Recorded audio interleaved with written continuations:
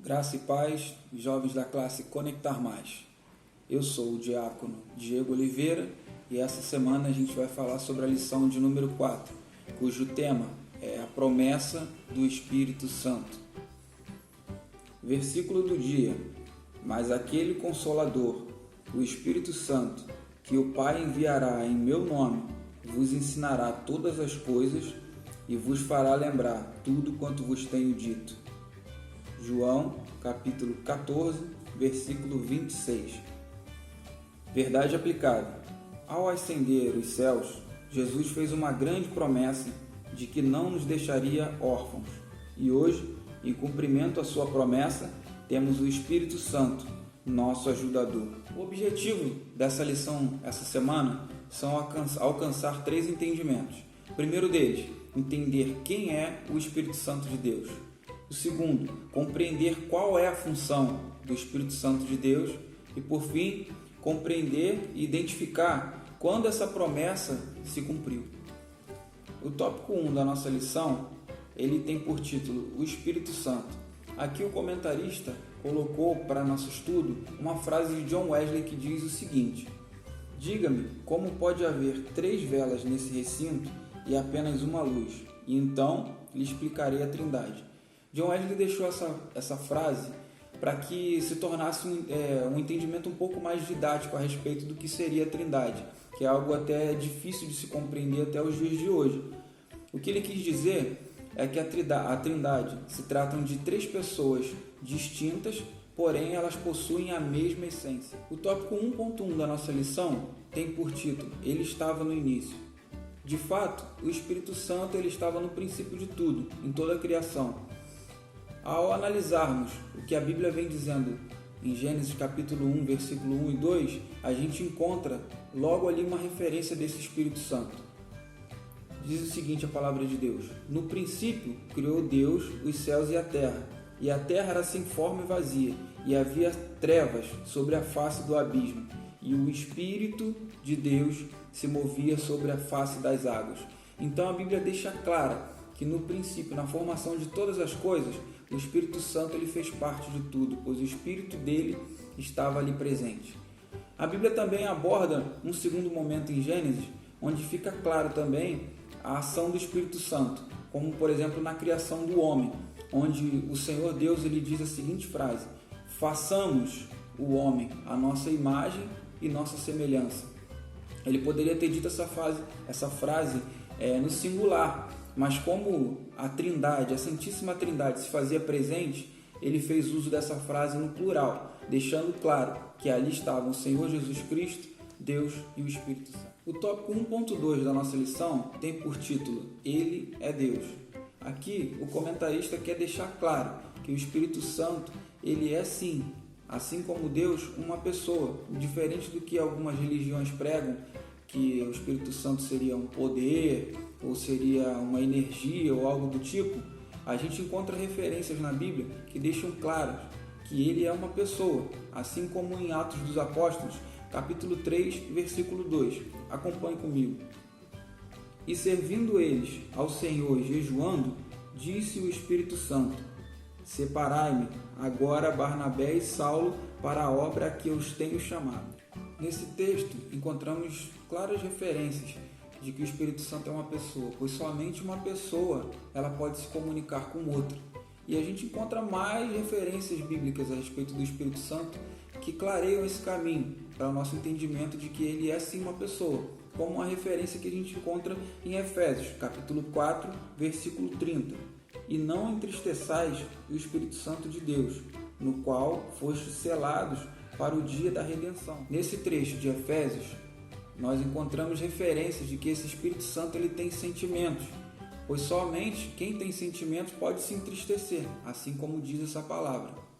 Vamos agora ao tópico 2 da lição. A paz do Senhor, meus irmãos. Eu sou o professor Joshua, da classe Conectar Mais. Hoje nós estamos estudando a nossa lição 4, a promessa do Espírito Santo.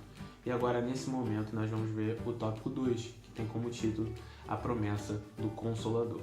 Bom, No Evangelho de João, capítulo 14, dos versos 16 a 17, a gente pode ver Jesus falar sobre esse Consolador. Eu peço que você acompanhe comigo. A palavra de Deus diz assim: "E eu rogarei ao Pai, e Ele vos dará outro Consolador, para que fique convosco para sempre, o Espírito da verdade, que o mundo não pode receber, porque o mundo não o vê, nem o conhece. Mas vós o conheceis, porque habita convosco e estará em vós." Jesus está dizendo nesses versos que ele pediria, ele clamaria, ele rogaria a Deus Pai para que enviasse um Consolador depois que Jesus subisse aos céus. Ou seja, o que a gente precisa primeiro perceber aqui é que tanto Deus Pai como Deus Filho estão envolvidos na vinda do Espírito Santo. Isso fica muito claro porque esse mesmo Espírito é chamado de Espírito de Deus no livro de Gênesis, é chamado de Espírito do Senhor pelo profeta Isaías e é chamado de Espírito do vosso Pai por Jesus durante seu ministério. E o apóstolo Paulo também chama esse mesmo Espírito de Espírito de seu Filho e Espírito de Jesus. Perceba como o Espírito está unido tanto ao Pai como ao Filho. O Espírito é o Espírito de Deus, como também é o Espírito de Cristo. Depois que Jesus rogasse ao Pai, clamasse ao Pai pela vinda do Consolador, ele enviaria esse outro Consolador. E perceba comigo que Jesus era o Consolador dos seus discípulos até a ascensão. Jesus promete outro Consolador, portanto ele é o Consolador, e aquele que viria, o outro Consolador, faria a mesma obra que Jesus estava fazendo. Ele não ficaria fisicamente com os seus discípulos para sempre, mas não deixaria eles carentes de consolo. Olha que interessante, é importante a gente dizer isso. A palavra consolador no grego significa paráclito, é uma palavra famosa que a gente ouve, e paráclito é um termo jurídico que quer dizer advogado de defesa. Mas em termos gerais, o paráclito é aquele que é chamado para prestar socorro. O Espírito Santo é o socorro dos cristãos. Ele foi chamado para prestar o socorro, para continuar aquela obra que Jesus estava fazendo. Jesus era aquele que estava prestando socorro aos seus discípulos, mas após a sua ascensão, é o Espírito Santo que vai fazer a obra. E Jesus informa que o Espírito Santo não conhecia que o mundo não conhecia o Paráclito, não conhecia o Espírito Santo, porque o mundo não pode tocar, não pode ver ele, não pode sentir ele fisicamente. Mas os discípulos de Cristo conhecem o Espírito Santo, porque o Espírito Santo habita neles, ele vive neles, ele está neles. Assim como Jesus foi capaz de anunciar o evangelho do arrependimento durante seu ministério, os apóstolos só foram capazes de anunciar a mensagem do evangelho porque o Espírito Santo de Deus estava com eles. O tópico 2.1 da nossa lição tem como título Sozinhos Nunca. E ele reflete basicamente o texto de João 14, verso 18. Eu peço que você acompanhe comigo, pois é extremamente importante. Diz assim a palavra de Deus: "Não os deixarei órfãos, voltarei para vós." Jesus aqui está falando para os seus discípulos e dizendo para eles que os não deixaria órfãos. Ele está dizendo que não deixaria eles sozinhos, que eles não ficariam sozinhos. Mas é interessante notar que Jesus também promete uma volta. Ele promete que voltaria. E a nossa tendência natural é pensar que essa volta de Jesus tem a ver com arrebatamento, tem a ver com a sua segunda vinda. Mas essa volta de Jesus também se consumou na descida do Espírito Santo em Atos 2. Jesus está falando sobre a sua volta, mas também a própria descida do Espírito Santo. Jesus considerou a presença do Espírito Santo como a sua própria presença. Os discípulos não ficariam órfãos e os discípulos de Cristo hoje e 2000 anos atrás não estão órfãos, não estão sozinhos, porque Jesus está presente entre eles por meio do Espírito Santo. O Espírito Santo é a própria presença de Jesus entre o seu povo. Quando o Espírito se fez presente no Pentecostes, Jesus estava presente no meio do seu povo. Quando o Espírito está presente, Jesus está presente. A promessa do Espírito Santo é a promessa da própria companhia de Jesus Cristo. É isso que ele prometeu aos seus discípulos e é isso que se concretiza hoje na vida de cada discípulo de Cristo. O tópico 2.2 tem como título Cumprindo-se a profecia de Joel. Isso porque a descida do Espírito Santo foi profetizada pelo profeta Joel no Antigo Testamento, anunciada e pregada por Jesus durante seu ministério e se concretizou na famosa passagem de Atos 2. Eu convido você a ler a Bíblia comigo, Atos capítulo 2, versos 2 a 8. Diz assim a palavra de Deus: e de repente veio do céu um som, como de um vento veemente e impetuoso, e encheu toda a casa em que estavam assentados. E foram vistas por eles línguas repartidas, como que de fogo, as quais pousaram sobre cada um deles. E todos foram cheios do Espírito Santo, e começaram a falar em outras línguas, conforme o Espírito Santo lhes concedia que falassem. Esse episódio, que aconteceu na festa de Pentecostes, no dia de Pentecostes, que era uma festa comemorada pelos judeus no 50º dia após a Páscoa, no primeiro dia da semana. A festa de Pentecostes, ela reunia judeus de todos os lugares do mundo, porque eles saíam de onde moravam, das outras partes do mundo onde moravam, e iam até Jerusalém. E nesse episódio a Bíblia conta para nós que 125 pessoas estavam reunidas entre os apóstolos de Jesus, os discípulos de Jesus e outras pessoas que tinham aceitado o evangelho pregado por Jesus. Essas pessoas estavam reunidas em um determinado lugar quando o Espírito Santo desceu sobre eles e encheu toda a casa, e o Espírito Santo capacitou essas pessoas a falarem outras línguas que o Espírito Santo estava concedendo que eles falassem. Ao ver esses varões galileus falando em outras línguas, essas pessoas humildes, que não tinham muita cultura, falando em outras línguas, a tendência natural dos outros judeus que não tinham conhecido a mensagem de Jesus foi dizer que eles estavam bêbados, que eles estavam embriagados. E aí então o apóstolo Pedro prega uma mensagem que anuncia Jesus, dizendo que Jesus era um homem, mas ele era divino porque fazia milagres. Que Jesus havia sido morto segundo o propósito de Deus. Que Jesus ressurgiu dos mortos e que esse Jesus foi levado à destra de Deus. E de lá enviou o seu Espírito a todos que se arrependem, creem e são batizados. Pedro só foi capaz de pregar essa mensagem porque ele havia sido capacitado pelo Espírito Santo.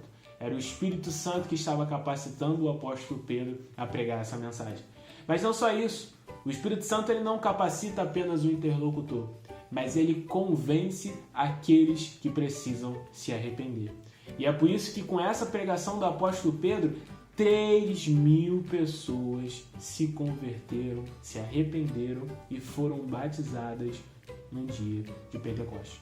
O Espírito Santo capacitou o apóstolo Pedro a anunciar aquela mensagem, mas o Espírito Santo também convenceu os ouvintes do seu pecado, convenceu os ouvintes a se arrependerem. Essa é a obra do Espírito Santo, esse é o trabalho do Espírito Santo. Quando Jesus disse que os seus discípulos não ficariam órfãos, é porque a própria presença de Jesus estaria entre eles, através do Espírito Santo. E qual é o fruto? E como nós podemos perceber o que o Espírito Santo faz? Se você acompanhar comigo Atos 2, versos 42 e 43, o Espírito Santo ele tem outro trabalho ainda. E a Bíblia diz: e perseveravam na doutrina dos apóstolos e na comunhão e no partir do pão e nas orações, e em cada alma havia temor. E muitas maravilhas e sinais se faziam pelos apóstolos. Aquele Espírito Santo que havia capacitado o apóstolo Pedro, que havia convencido aqueles homens do seu pecado e os levado ao arrependimento, ele também faz com que nós perseveremos na fé. Ele também fez com que aqueles homens perseverassem na doutrina que lhe foi ensinada pelos apóstolos. Esse é o Espírito Santo de Deus que nos acompanha hoje, irmãos.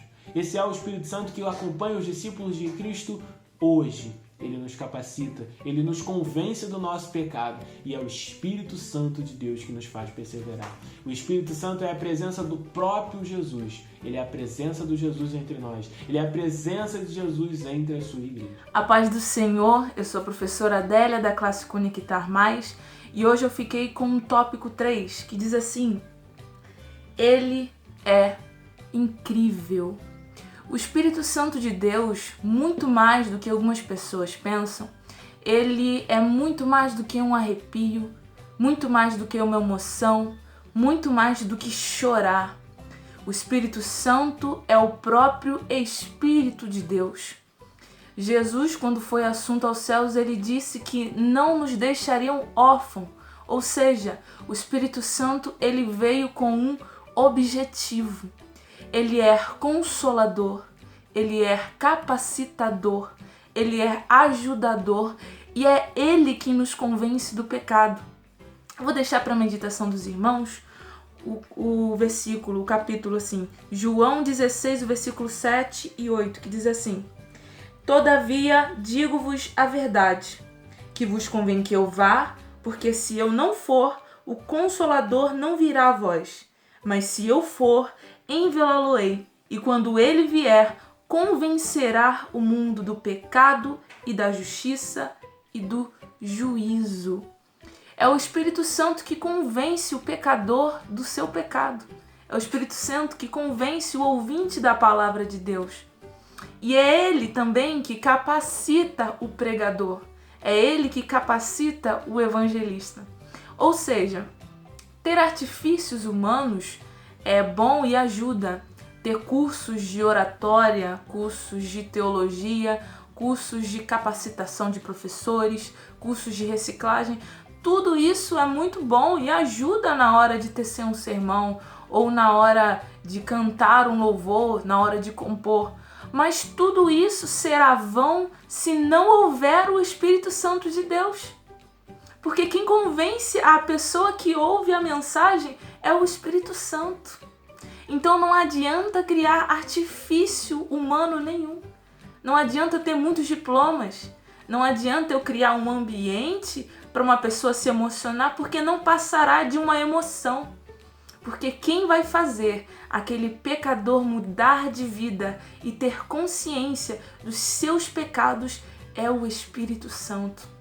Por isso, todas as nossas pregações, os nossos cultos de ensino, tudo que a gente for falar na igreja com Deus, tudo tem que ser com excelência, mas tudo também tem que ser regado de oração, regado de dependência a Deus, porque todo o trabalho será vão se o Espírito de Deus não estiver, porque é Ele quem convence o pecador do pecado. Às vezes esses artifícios são excelentes, são para o nosso acréscimo, né? Acrescentam a nossa inteligência, acrescentam o nosso conhecimento, tudo isso é muito bom, só que a gente não pode tirar o Espírito Santo do lugar dele. A gente não pode colocar esses artifícios no lugar do Espírito de Deus, porque é Ele quem vai convencer. A gente pode ter muitas ideias, mas o Espírito Santo de Deus tem que estar em todas elas, para que o trabalho prospere, para que a nossa mensagem, pecadores se convertam. Tem um versículo aqui em João, o capítulo 16, o versículo 13, que diz assim: Mas quando vier aquele Espírito da verdade, ele vos guiará em toda a verdade, porque não falará de si mesmo, mas dirá tudo o que tiver ouvido e vos anunciará o que há de vir. Uma coisa linda do Espírito Santo de Deus é que vale a pena eu abrir um parêntese. Algumas pessoas pensam, a palavra de Deus se renova todos os dias. Na verdade, o que se renova todos os dias são as misericórdias do Senhor. A palavra, ela continua a mesma.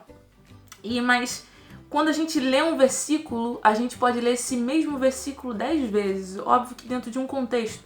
A gente pode ler esse versículo 10 vezes. E essas 10 vezes a gente vai ver esse versículo por um ângulo diferente. A gente vai ver esse versículo com um argumento diferente, com até tecendo uma mensagem diferente sobre aquele mesmo versículo. E talvez alguém pense que é obra da própria mente, fruto da própria inteligência, mas na verdade não. Quem fez isso foi o Espírito Santo de Deus. É Ele quem te revelou sobre aquele versículo. É Ele que nos mostra muito além das linhas, muito além das letras e das palavras. É Ele que nos revela. Nas grandes universidades, às vezes doutores de religião, muitos deles alguns são ateus e conhecem a Bíblia de Gênesis e Apocalipse. Mas todo aquele conhecimento é vão, porque eles não tiveram o auxílio do Espírito Santo quando leram. Haja vista a própria crença no ateísmo. O Espírito Santo, ele é uma das mais belas promessas que tem na Bíblia. A gente vê, às vezes, em alguns cultos, em algumas igrejas, a gente vê falando de tantas coisas sobre prosperidade, falando sobre aquilo, só que uma das promessas mais sublimes que Jesus deixou, além da sua vinda, do seu retorno, é a promessa do Espírito Santo de Deus. E aqui eu deixo lá em Lucas, o capítulo 10, se eu não me engano, Jesus tem uma passagem que eu adoro. Jesus manda os seus discípulos evangelizarem, pregarem sermãos, expulsarem demônio.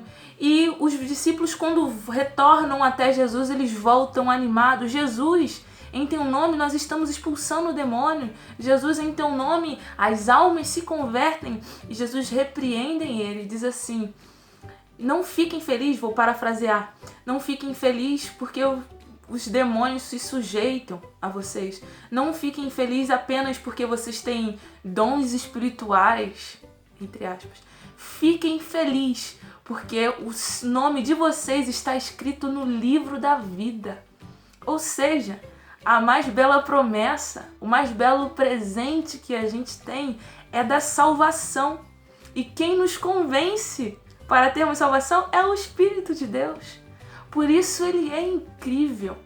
Nós podemos concluir que sem ele nada poderíamos fazer. Ele é o nosso amigo. Ele quem ouve a nossa oração com gemidos inexprimíveis. O amigo Espírito Santo.